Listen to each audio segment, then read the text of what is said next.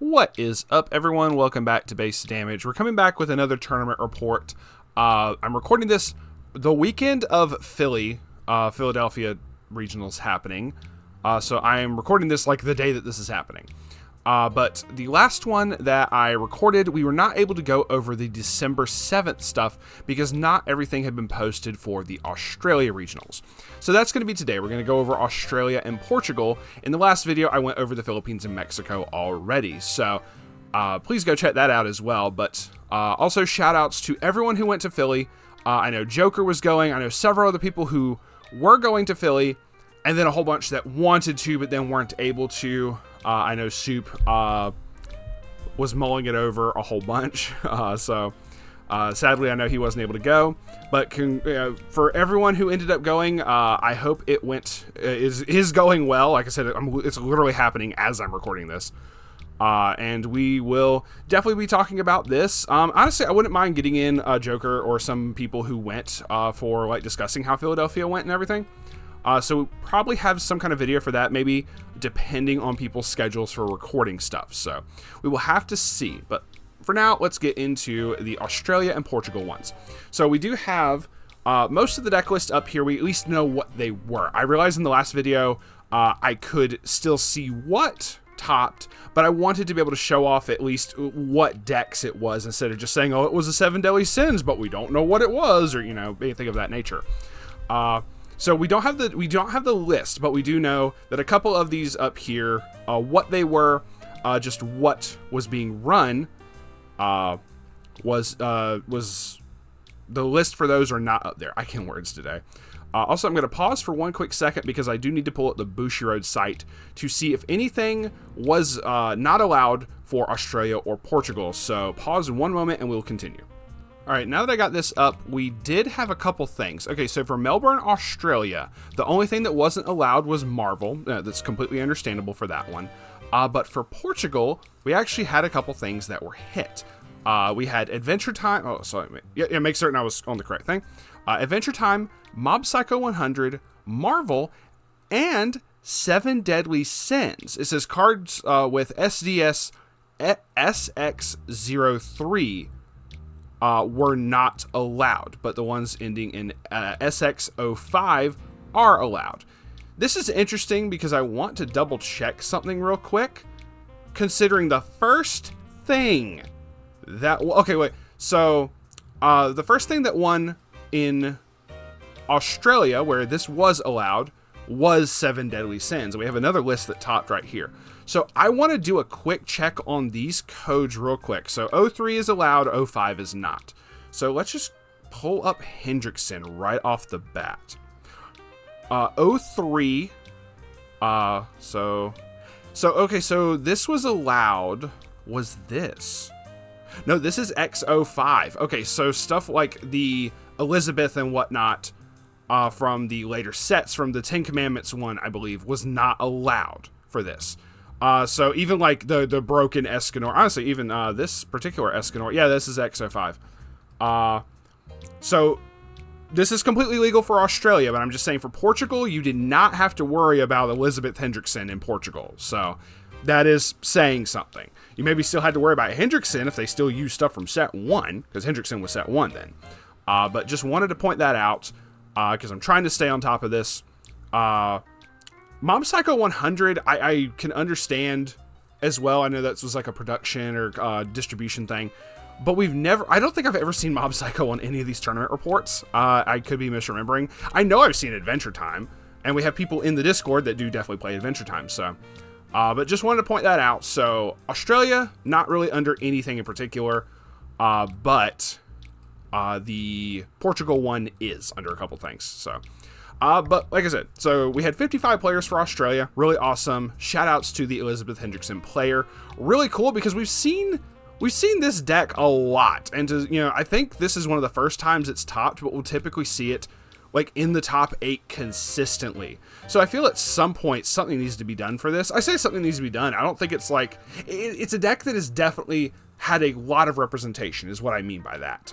I don't think it's something that's an issue. I'm just stating a fact. So I could imagine it being on Bushi's radar for that. Second place was Overlord with the bar door. I think this second place is literally the highest we've seen this deck finally get to. So almost Overlord fans, you almost had a dub that would have been completely and totally legal. Really cool though, but yeah, it's the Shaltier combo with the whole level. But no, it doesn't have the Shaltier combo at all. I don't see the level 1 Shaltier. Okay. So he wasn't running it. Humpst, as they say. Okay, interesting there. Also not running Emissary to the Empire. Okay, hopefully this is, it says 50 out of 50, so hopefully this is correct. Everybody knows the Hendrickson in that, so if anybody isn't familiar with this, you could do a bunch of crazy stuff. This lets you do burns, this lets you get rid of your opponent's characters, and basically it ends up staying on field with hexproof and can't be reversed due to this level 1 being in the back row and giving it that effect. So this is interesting, but you typically see a particular level 1 Shaltier. Future me if you want to put that up on screen just to kind of show, but it's not in here. Interesting. Okay, cool. You know what? There was, maybe if it wasn't there, you would have gotten it. A third place was a Hololive. Kanata Marin, always glad to see the Hololive representation. The Kanata being this particular level 3, you can early play it with the level 2 right here, and it would get a lot of advantage. You basically get to pick any 2 cards in your waiting room, and you either add a certain number to hand, and the rest go to stock. So you can just go all to hand, or all to stock, or 1 and 1, whichever you prefer combination-wise. You can get a lot of advantage off of that very quickly. And then obviously the level 3 Marine finisher is just really good. So fourth place was a Slime, 8 Pants Rimuru Muron. We don't have the deck list, totally fine. 7 Deadly Sins in 5th place with Elizabeth Hendrickson. We have an 8 Pants Slime. It doesn't state what kind, if it was the Rimuru Muron or if it was a different build altogether, but we're going to assume Muron was involved in some shape, form, or fashion. But I will also say, if any of the 3 people who went here and topped in this, if you want to comment, if you see this and you want to comment down below, maybe if the person who ran this is able to tell us what you were on, that would be greatly appreciated. But if anyone went to the tournaments, obviously feel free to comment down below. Tell us how far you got, how well you placed, what you were running, all that jazz. I actually would like to see this Eatski deck because I've been working on some Eatski shenanigans on the side for quintuplets. And we also have a Nino deck topping for the first time in a while. I don't remember if there was any that topped earlier this. I think I may have seen one maybe in Springfest. Don't hold me to that. But I definitely don't remember seeing Nino for a hot minute for now. So heck, that's awesome. Really cool to see there. Congrats to all the people who topped in Australia. Let's move on to Portugal. We have a top 8 cut as well, with 64 players. And remember, there is there is absolutely no 7 Deadly Sins in this top 8, just immediately off rip. So congrats to the 8 Pants Rimuru Muron. We have a Guilty Gear Strive with Jacko, Biken, and Ramwithal. I really do like the Ramwithal finisher, most definitely. And this third place says 8 Pants Shizu Muron. Wait a minute. Wasn't there one? There's a Shizu that's limited. That's a pick 1 of 2.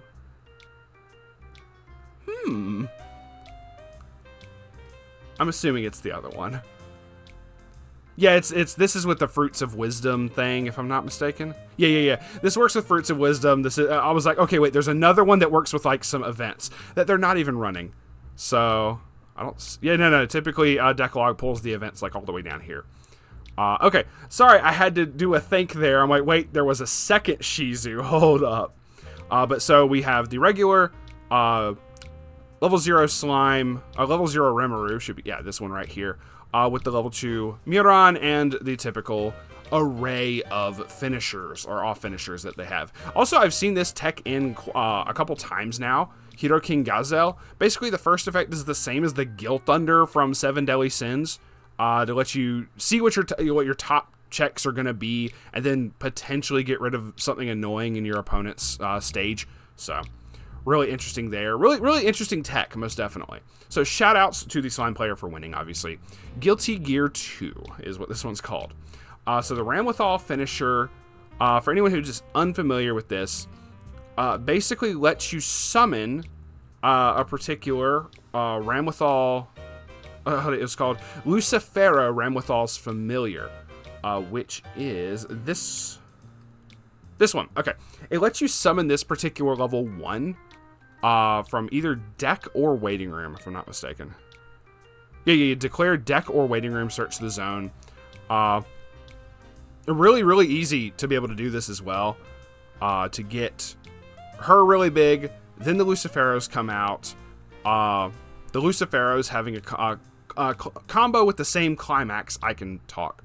When this attacks, if Overdrive Calvados is in your climax area, and you have her, the specific level 3, in your middle position of center stage, you can pay the cost, which is 2, and pitch 1. If you do, burn your opponent for 3, and then this card gains 6,000 power until end of turn.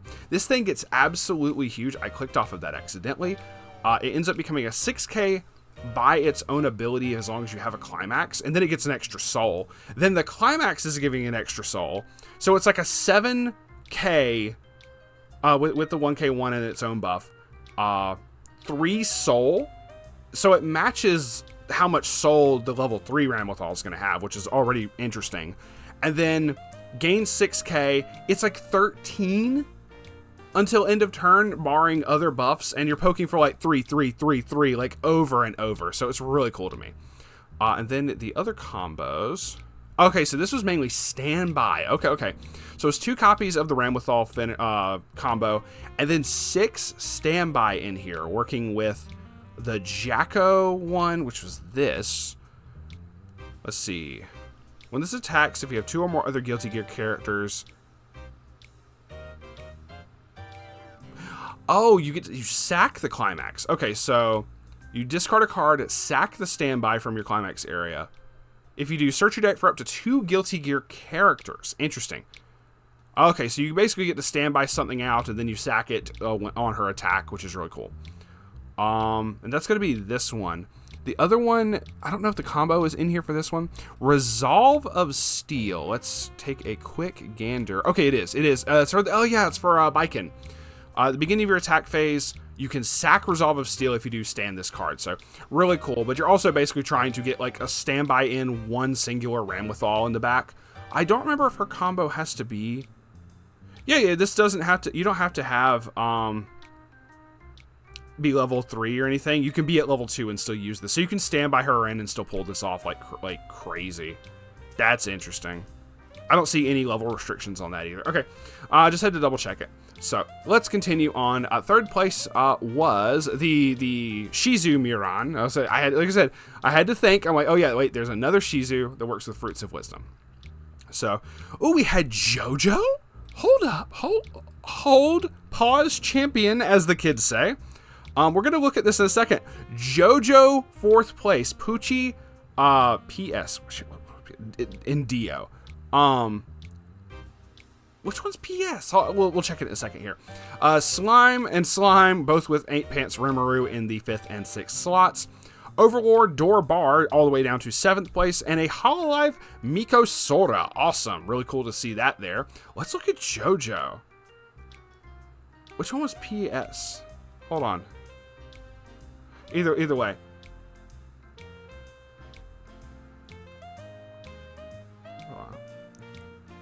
Okay, yes, so they're teching in one for Battle of the Disc, because this thing can just get rid of all characters in all of their zones lose their card names and cannot gain card names for like a whole turn. This can just shut you down.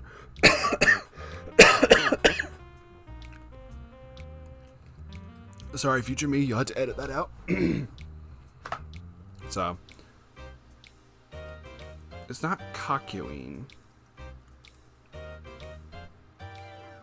Yeah, Dio, World of Stop Time. At the beginning of your Encore step, if World of Stop Time is there are no characters in your opponent's center stage with their reverse, basically fever conditions from Bang Dream.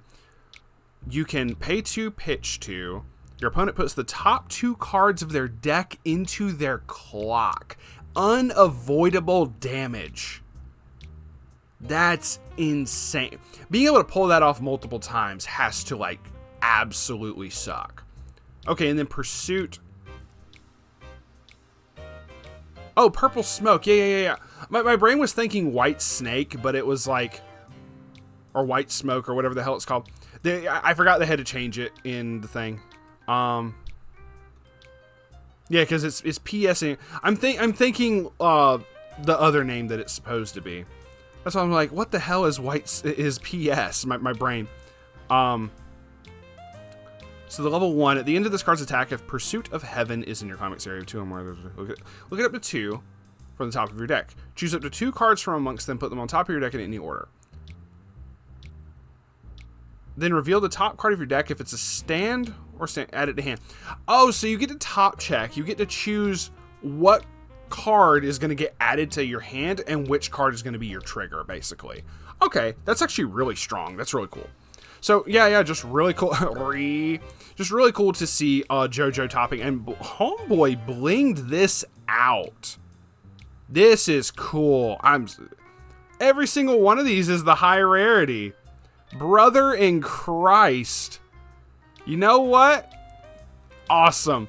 I'm just going to say, I just happened to glance down and like, they're all the hot stamp, like, rarity thing. Whatever. That's awesome. Really cool there, man. Like I said, hell, I'm just glad to see JoJo. Hell, bro, if you hear this, please comment down below if you're the JoJo player. Like, that would be so fucking cool. I'm a big JoJo fan. It's just really cool. All right, that is going to be it for us today. Congrats to all the people who topped in Portugal and everyone who topped in Australia. Good luck once again as I'm recording this. Like I said, we'll find out. I'll find out in a little bit here once the day is over. In terms of like what won, who won, all that jazz. But I hope everyone's able to do awesome. Everyone's having a fun time playing in Philadelphia.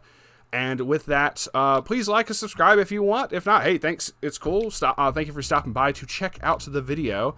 Keep enjoying you some Weiss Schwarz, and we'll see y'all next time. Peace out for now.